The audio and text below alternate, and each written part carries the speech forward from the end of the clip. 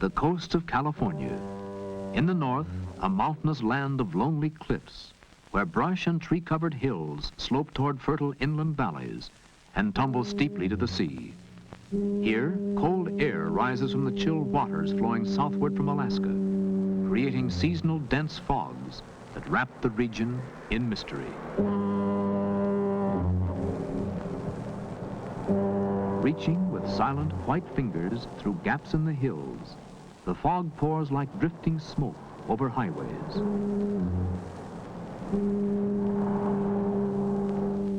And envelops the habitations of men.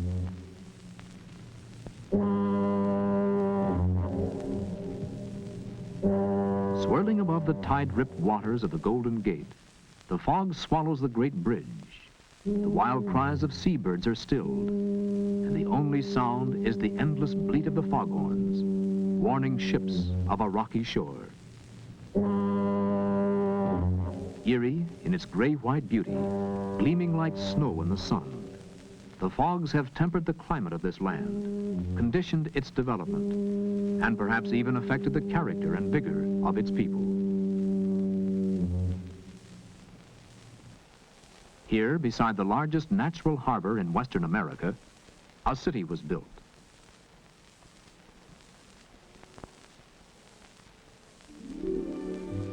The Golden Gate is more than a romantic name.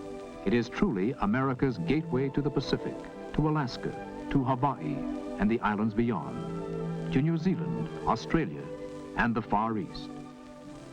San Francisco Bay has more than 450 square miles of tidal water, protected from wind and sea by surrounding hills, and by a single entrance less than a mile wide, a perfect location for the growth of a great port. In 1776, a year after the first Spanish vessel entered the bay, Captain Juan Bautista de Anza arrived with fewer than 200 settlers. Here he built an adobe house, a part of which still stands in what is now the Presidio. A month later, the mission San Francisco de Asís was dedicated. Known as Mission Dolores, it served for many years in the work of the Franciscan Padres among the Indians and early settlers. The town had grown slowly, but in 1848, gold was discovered in California. The gold rush started a mass movement of people westward, and San Francisco became the Mecca, not only for fortune hunters, but for merchants and other substantial citizens.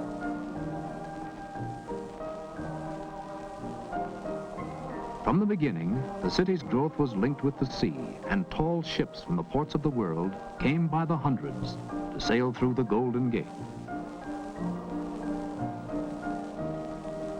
The old ships are a memory now, but one, the Balclutha, built in Scotland in 1886, still serves as a reminder of sailing days. Preserved by the city's Maritime Museum, she lies at her pier with yards bare, a lone survivor of the great fleet that made San Francisco known around the world. As the gold rush days gave way to a more stable economy, the city prospered, and the port became crowded with shipping. Known as the Embarcadero, today the waterfront is lined with modern piers, providing facilities for handling cargo and passengers to and from many lands.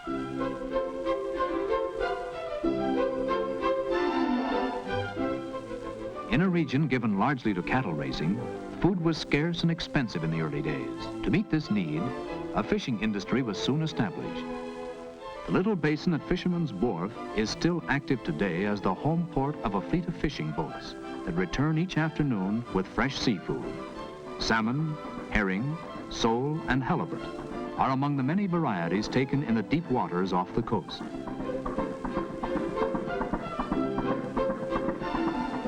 Crabs are a favorite in season, and at Fisherman's Wharf, you may select your own at the curb stalls. Freshly cooked on the spot, these delicious shellfish are ready for the table. They are also frozen and shipped to other parts of California. In the gold rush days, the arrival of ships was signaled to the town from the top of Telegraph Hill. At the turn of the century, the hill looked like this. The slopes where herds of goats once grazed are now studded with handsome apartment houses, perched high above the swirl of the city's traffic. On April 18, 1906, most of the downtown area was destroyed by a great fire, which followed a heavy earthquake. But with the vigor characteristic of its people, San Francisco was rebuilt to become the city we know today. In scarcely more than 100 years, it has grown from a handful of one-story wooden buildings huddled beside narrow, muddy streets into a busy metropolis. Sweeping views of clean white homes in dramatic settings on hills overlooking the sea and the bay give San Francisco much of its charm.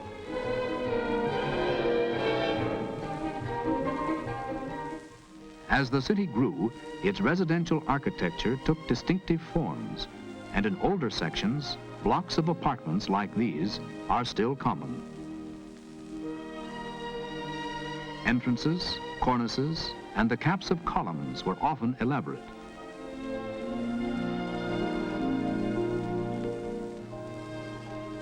Here, as elsewhere, Victorian architecture sometimes resulted in bizarre extravagance.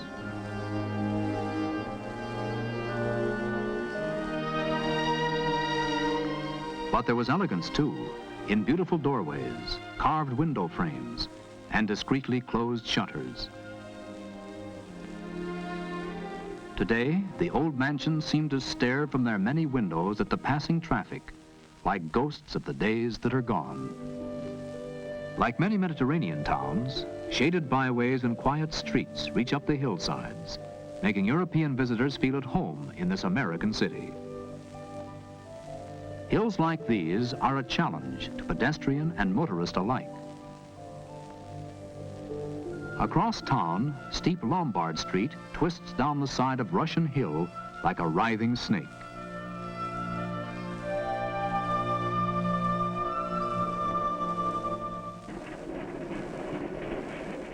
The early streetcars were horse-drawn vehicles, and in San Francisco, the animals struggled up and down the hills, slipping and sliding. In 1873, an inventive cable manufacturer named Andrew Halliday built the first cable car. People were skeptical of these mechanical contraptions pulled by invisible wires, and when trouble developed on the cable, the repair crews were often the subjects of sarcastic comment. Today, the antiquated cable cars are one of the city's best-known symbols, and occasionally, during civic celebrations, they are gaily decorated. To San Franciscans, they are more than a tourist attraction. They represent the romantic past in a world of change.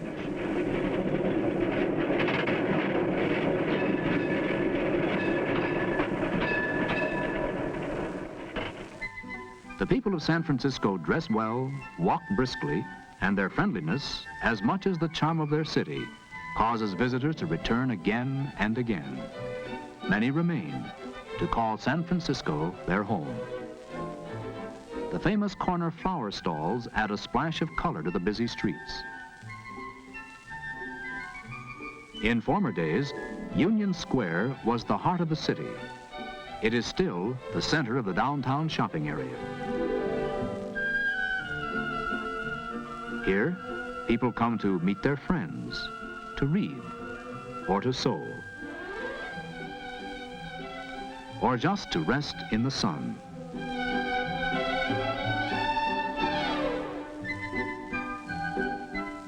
But the real proprietors of the square are the pigeons.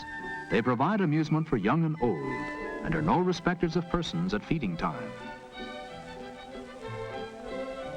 In nearby Maiden Lane, models pose in the latest creations for the fashion magazines. San Francisco is a style center, and women come here from many other communities to shop. Of the world's cities, aside from Hong Kong and Singapore, San Francisco boasts the largest Chinese community outside of China itself. Once a district of crowded tenements overlooking a maze of narrow streets and back alleys, Chinatown was largely destroyed by the great earthquake and fire. it was rebuilt by the Chinese people themselves to become a mecca for tourists and a source of pride to the city. It is not only a place of exotic bazaars, fascinating shop windows, and strange restaurants. It is a community of hard-working citizens who have added substantially to the commercial importance of San Francisco. The Chinese first came here, like others, to seek their fortunes in the California gold camps.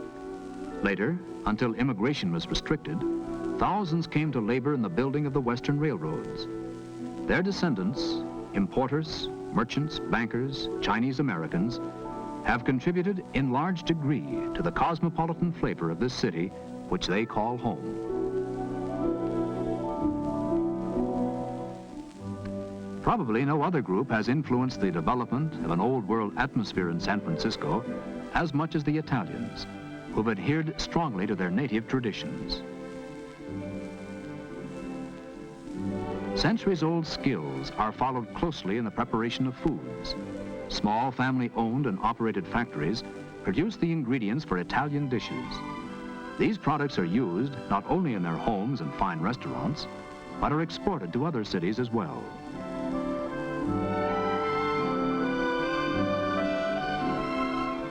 Active from early times in the business and political life of the community, they have tempered the energy and drive of this American city with a love of living and of human warmth that is a vital part of its character. Montgomery Street, the financial center of the city and of California, is often called the Wall Street of the West. The Pacific Stock Exchange is second only to New York in volume of stock transactions. And investment brokers of national reputation have offices along the nearby streets.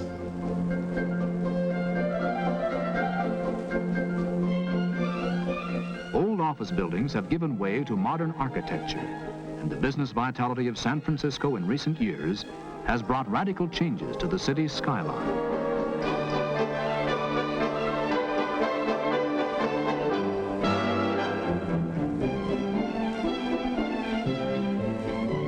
Careful planning in the use of ground space resulted in this circular glass bank, and behind it, the handsome Crown Zellerbach building, one of the finest of its type in America.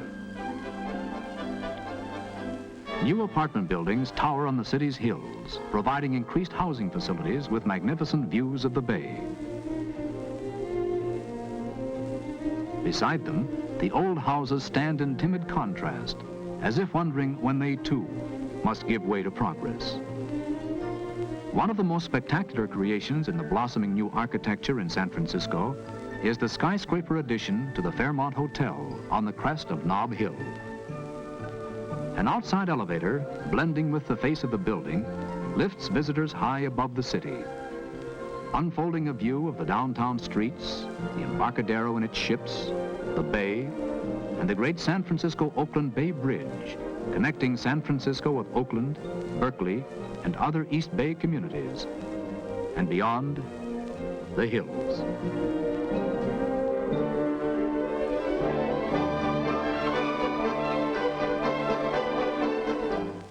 This great bridge spans 8 1/4 miles of water and is 12 miles long, including its approaches.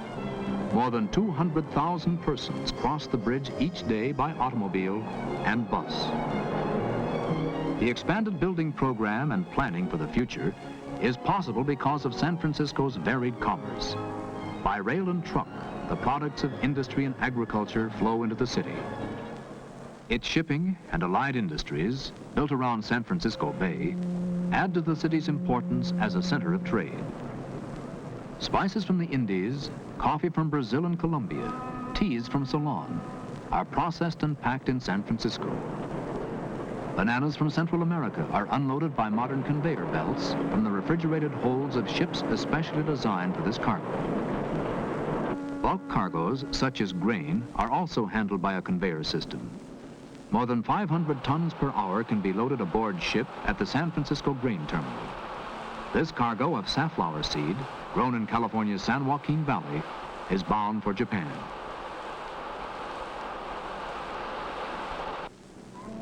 To meet increasing foreign competition, American shipping companies have developed a more rapid method of loading and unloading cargo. Salt-resistant aluminum alloy containers are carried in the holds and on the decks of ships.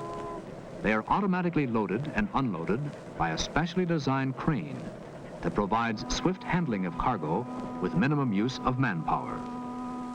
Many of these containers are electrically refrigerated for the shipment of perishable cargoes. Pineapples are delivered in San Francisco as fresh as when they left Hawaii, and California fruits and vegetables are shipped across the sea without loss through spoilage.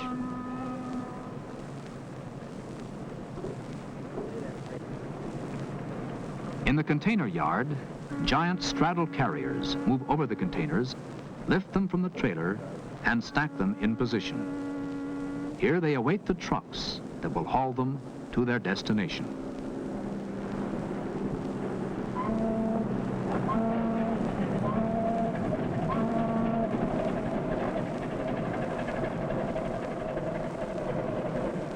Oil tankers shuttle back and forth between San Francisco Bay and loading points near the oil fields of Southern California and overseas.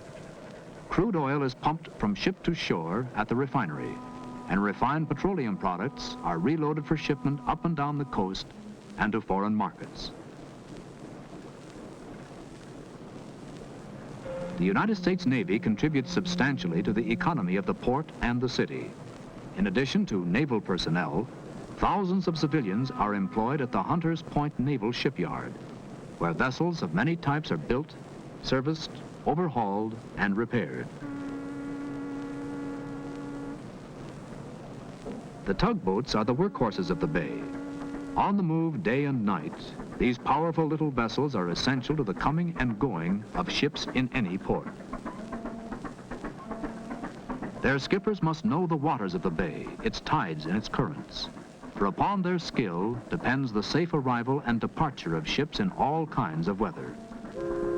Familiar with every vessel for which San Francisco is a port of call, the tug greets an old friend, a freighter inbound from the Orient. Depending upon weather conditions, several tugs are sometimes needed to assist a large ship, like this passenger liner, from her pier.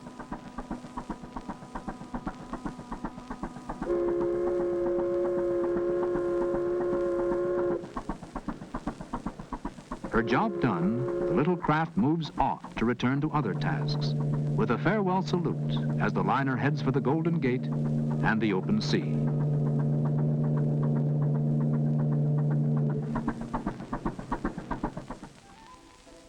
Its commerce, its port, has brought a high standard of living to the people of San Francisco. But there is a deeper benefit. The city prides itself on its cultural offerings.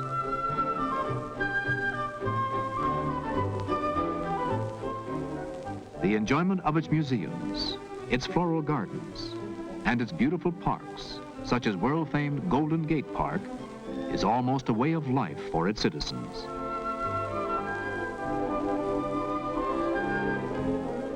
In this cosmopolitan city, one may visit a sidewalk cafe reminiscent of Paris, where friends meet to talk and watch the passing crowd. Or an exotic restaurant where some of the customs as well as the foods of other lands can be experienced and enjoyed. Many residents frequently lunch at a noted hotel where gourmet meals are served on a sunny terrace overlooking the bay. The education of its young, the citizens of tomorrow, has always been of vital concern to its people.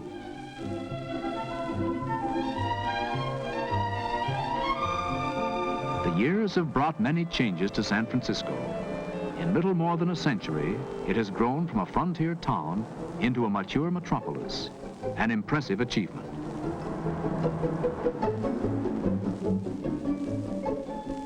In addition to the trade that flows through its port, industry too has played an important role in its development. Factories of many kinds provide employment for the increasing population of the Bay Area and add their share to the export of merchandise to markets overseas.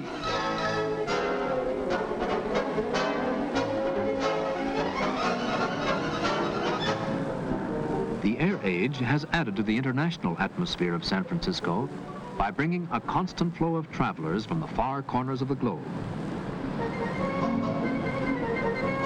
Freight planes fly thousands of tons of cargo to and from the Bay Area. And day and night, huge jetliners roar into the sky, drawing cities and distant lands ever closer together.